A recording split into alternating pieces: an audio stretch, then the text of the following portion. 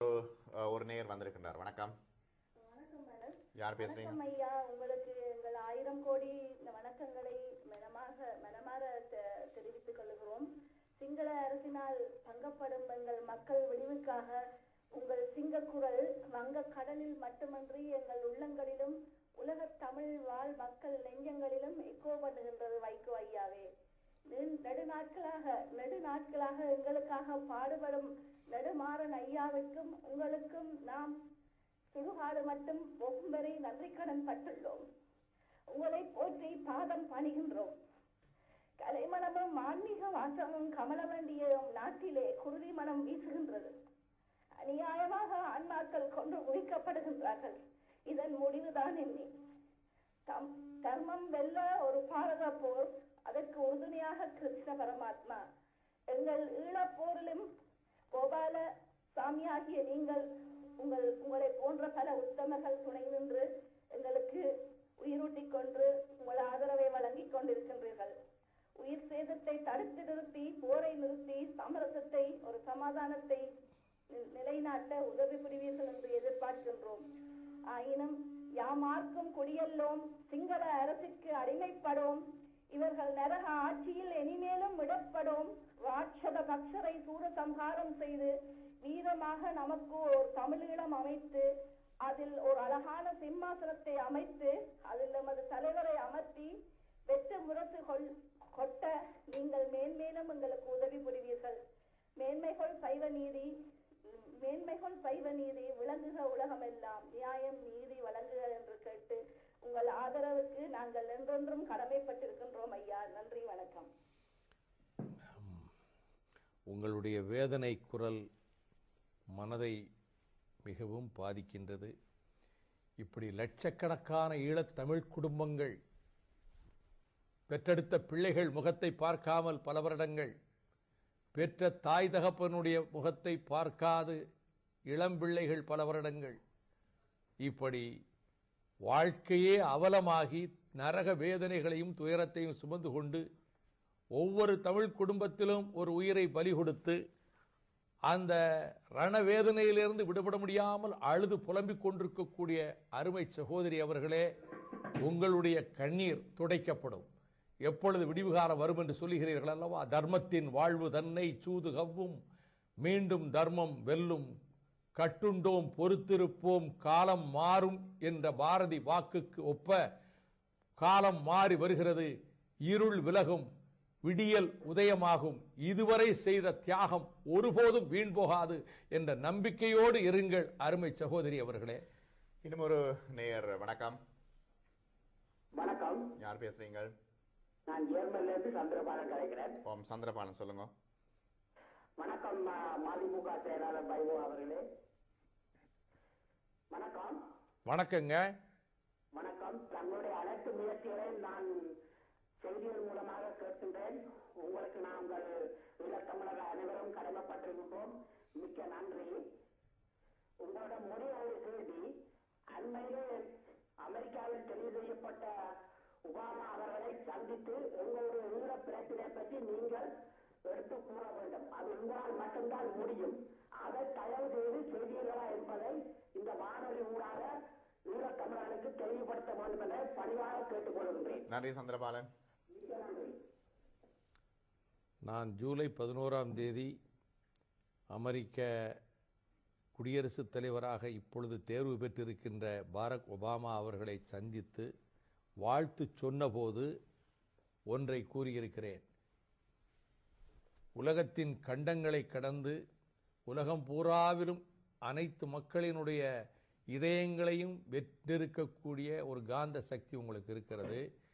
உங்களுடைய வெற்றி, நீங்கள் வெள்ளை மாளிகையிலே அதிபராக பொறுப்பேற்கின்ற போது உலகத்தின் பல்வேறு பகுதிகளிலே வதைபடும் மக்கள், உரிமை இழந்து தவிக்கும் மக்களின் கண்ணீர் துடைக்கப்பட்டு ஒரு விடியல் பிறக்கட்டும் என்று நாங்கள் எல்லோரும் எதிர்பார்க்கிறோம் என்ற வார்த்தைகளை சொல்லித்தான் அவரிடத்திலே நான் எழுதிய புத்தகத்திற்கு அவருடைய கையெழுத்தை பெற்றேன்.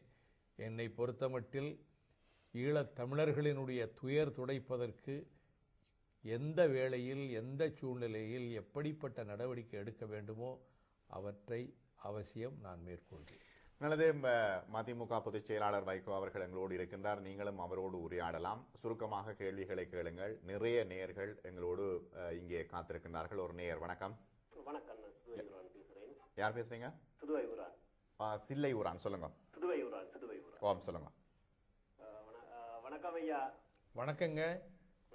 உங்களுக்கு மிகப்பெரிய தார்மீக கடமைப்பட்டிருக்கிறோம் ஈழத்தமிழ் மக்கள் அனைவரும். முதற்கண் உங்கள் சேவைக்கும் அளப்பரிய உங்களுடைய கடமைகள் இருக்கத்தக்கன எங்களுடைய எங்கள் ஈழத்தமிழ் மக்களுக்காக பாடுபடுறதுக்கு முதற்கண் எங்களது நன்றி. அடுத்ததாக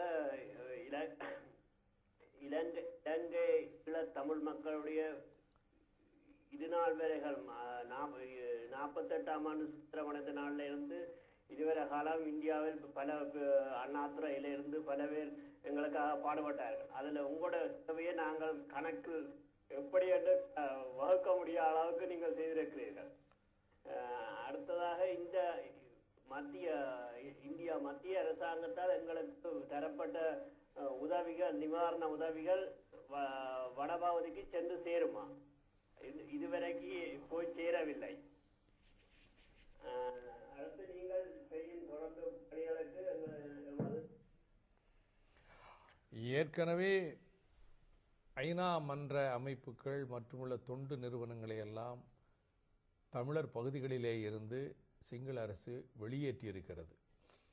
நிவாரணப் பொருட்கள் பாதிக்கப்பட்ட தமிழ் மக்களுக்கு கொண்டு போய் சேர்ப்பதாக சொல்லி இருக்கக்கூடிய இலங்கை அரசு சில இடங்களில் விநியோகம் செய்துவிட்டு புகைப்படம் எடுத்துவிட்டு ஊடகங்களிலே தொலைக்காட்சியிலே அதை படம் பிடித்து காட்டி உலகத்துக்கெல்லாம் நாங்கள் தருகிறோம் என்று காட்டிவிட்டு ஒரு 10 விழுக்காடு விநியோகம் செய்துவிட்டு மீதத்தை அவர்கள் இராணுவத்துக்கும் சிங்கள மக்களுக்கும் பயன்படுத்திக் கொள்வதற்கு அதிக வாய்ப்பு இருக்கிறதாக நாங்கள் தொடர்ந்து கூறி வருகிறோம். மக்களுக்கு உணவு மருந்து போய் சேர வேண்டியது அவசியம். அதுக்கு ஐநா மன்றம் அதை உறுதிப்படுத்த வேண்டியது, செஞ்சிலுவை சங்கம் அதை உறுதிப்படுத்த வேண்டியது மிக மிக அவசியமாகும். அதே நேரத்தில் அங்குள்ள மக்கள் எங்களுக்கு நிரந்தரமான ஒரு தீர்வு, நாங்கள் நிம்மதியாக மானத்தோடு உரிமையோடு வாழ்வதற்கேற்ற ஒரு தீர்வு அமைய வேண்டும் என்பதுதான் எங்கள் பிரதான கோரிக்கை என்பதை அவர்கள் வலியுறுத்தி வருகிறார்கள். இன்னும் ஒரு நேயர், வணக்கம். வணக்கம், திருச்செல்வம் பேசுறேன். திருச்செல்வம், ஓம், பேசுங்க. வணக்கம் ஐயா. வணக்கம் ஐயா, பேசுங்க. நான் இப்ப கேட்க வரேன்னு சொன்னால், நீங்கள் எங்களுக்காக வேண்டி மிகப்பெரிய தியாகங்களை செய்திருக்கிறார்கள். எங்களுடைய நாட்டில் எவ்வளவு தியாகம் செய்திருக்கின்றார்களோ அதே ஒத்த அளவு நீங்களும் சிறைவாசம் சென்றிருக்கிறீர்கள். எங்களுக்காக வருடக்கணக்கில் நீங்கள் சிறையில் இருந்திருக்கிறீர்கள். இது வரலாற்றில் பதியப்பட்டிருக்கிறது. இது ஒரு பெரியாருக்கு பிறகு தமிழ் மக்கள் பார்க்கக்கூடிய ஒரு சிறந்த தலைவர் நீங்கள். இதுல உங்களுக்கு நான் ஒரு அபிமானமா கேட்கிற விடயம் என்னவென்றால், இன்றைக்கு தமிழ் உணர்வு மிக்க தமிழ் அரசியல்வாதிகள், தமிழ்நாட்டு அரசியல்வாதிகளில் நீங்கள் ராமதாஸ் ஐயா அவர்கள், கலைஞர் அவர்கள், இந்த 3 பேரும் மிகப்பெரிய சக்திகளாக தமிழ் மக்களுக்கு முன்னோடிகளாக இருக்கின்றீர்கள். ஆனால் சேர சோழ பாண்டியர்கள் எவ்வாறு அடிபணிந்தார்கள் தமிழ் மக்கள், அதே போன்று நீங்கள் மூவரும் முக்கோணத்தில் இருக்கின்றீர்கள். ஒருபோதும் ஒன்றுபடுகின்றீர்கள். நீங்கள் காலத்தில் ஈழத்தமிழர்கள் ஒன்றுபட வேண்டும் என்று சொன்னீர்கள்.